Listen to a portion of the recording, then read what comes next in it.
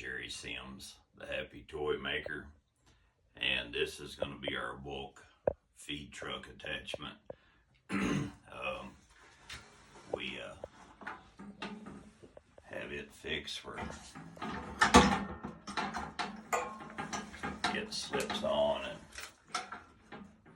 bolts, and I actually forgot the rest of my parts for it, but it's going to bolt on, and this will have a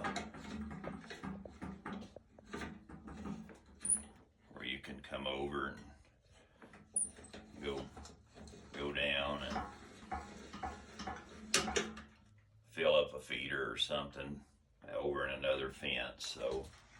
it comes all the way around. So if you need to back in some different direction,